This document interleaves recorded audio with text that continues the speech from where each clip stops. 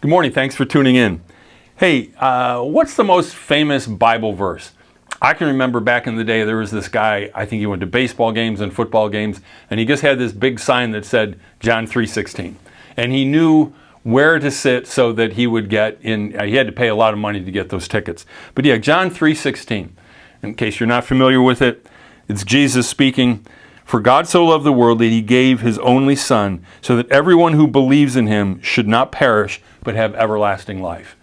I mean, it's the gospel in a nutshell. It's great, fantastic, wonderful news. And I'm going to share some thoughts that I picked up in a commentary by Barclay. Not Charles Barkley, William Barclay. And this is from the Gospel of John. We've been teaching, going through the Gospel of John on Tuesday mornings, and I picked this up there. So a few things that this verse tells us. First of all, who took the initiative in getting us into relationship with God? No, it wasn't me. It wasn't you. It was God. For God so loved the world that he gave his only Son. So who took the initiative? It was the Father and it was the Son. Did you ever think about this? When I was in Bible college, I did a little research on it, and sometimes I feel like it's so obvious that we miss it.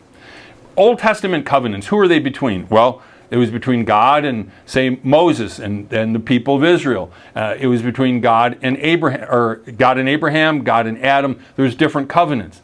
But the new covenant, the two parties involved are really God the Father and God the Son. They had the whole thing agreed to, and they put it into action before anybody even knew what was going on.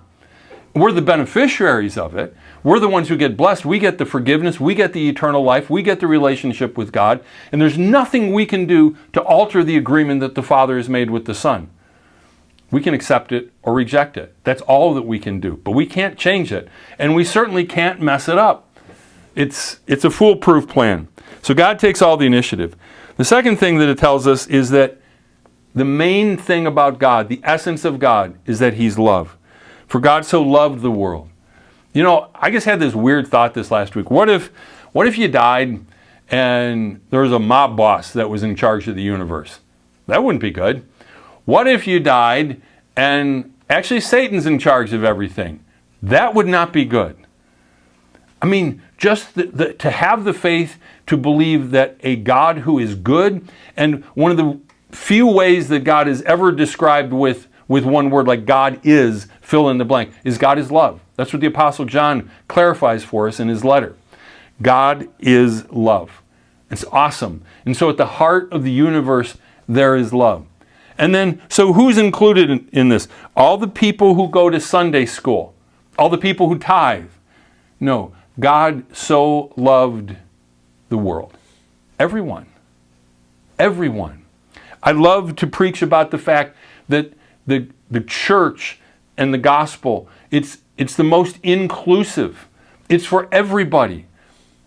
Jesus didn't die for his followers. I like to say this. If he died for his followers, well, that was his mom and John and a couple of ladies. Everybody else had scattered. They literally weren't following right then. No, he died for everyone. He died for every atheist. He died for every Muslim. He died for every Jew. He died for every Hindu. He died for everyone. It's up to us to grab a hold and to believe what he's done for us. But you can't buy it. God's already done it. But you can accept it and you can believe it. Grab a hold of John 3:16 today. If you haven't, do it today. It will change your life forever. Literally. God bless you.